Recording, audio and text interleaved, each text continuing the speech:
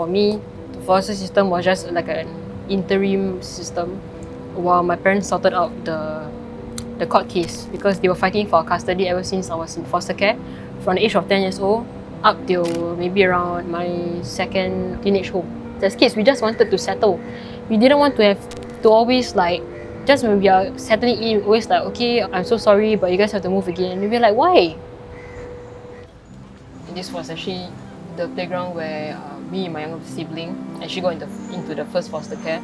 I was 10 years old and my younger brother was 4 years old.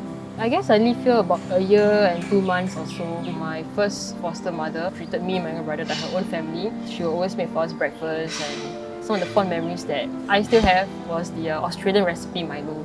That's really nice. It didn't really feel out of place, although sometimes I would sit at the window and I would like look out the window and like sing at the top of my lungs and express my feelings. I was constantly thinking about my family. Where's my mom? Is my dad okay? Have they eaten? Are they alright? Are they crying? Are they happy? Are they sad? You know, like they really impacted my self-esteem. The reason why I actually moved out of this place was my mother might have feedback that she doesn't like me living here. It was devastating because I had really developed a very fond bond with my foster mom.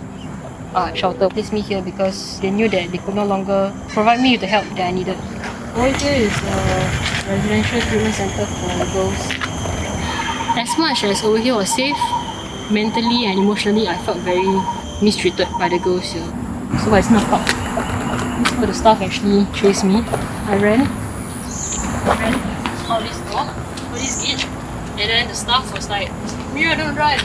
I went missing, and then I would like sleep in staircases, I would sleep in the park bench, I would sleep really in the rough. And then the police found me, which was why I entered girls' home. It wasn't because of any like crime or anything. It was because I was missing as an underage person. A case of domestic violence happened again in my family, and that involved me, which forced me to move out. And the reason why I got into a women's shelter was because I was homeless. But generally it was very good, it was very safe. We always had events, I felt peaceful, and it was nice. I kind of found my identity as a woman there. I am thankful that I went to that place. For tertiary education, I was in IT Central. I didn't receive any kind of financial assistance, unfortunately, due to admin or whatsoever. However, what I did was I actually worked multiple part-time jobs to actually kind of like assist both my family and also my daily expenses. The much more positive and impactful part of being independent, such as working part-time, has actually enabled me to utilize whatever skills that I've really learned from being independent while being in the foster care system, which is like earning my own money helps me envision the future better.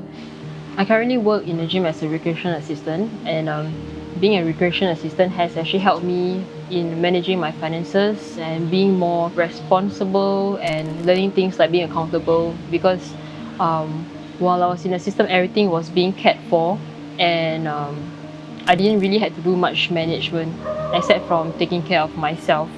Everything was catered for me, but being independent has taught me that I no longer have to live just for myself, but I also have other responsibilities, such as turning up to work on time, for example. And every single little actions that I actually do at work will actually contribute back to myself. So there's a sense of community, although it's on a professional level.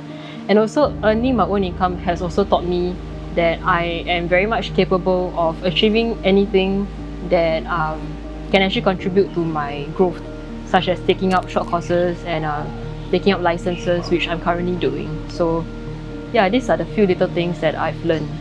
I guess one of the most indispensable suggestion that I may give, which is to be a mentor, or rather a befriender for all these kids. Some of the possible things that they can be trained for, teach all these kids or youths on how to communicate, because communication is very important.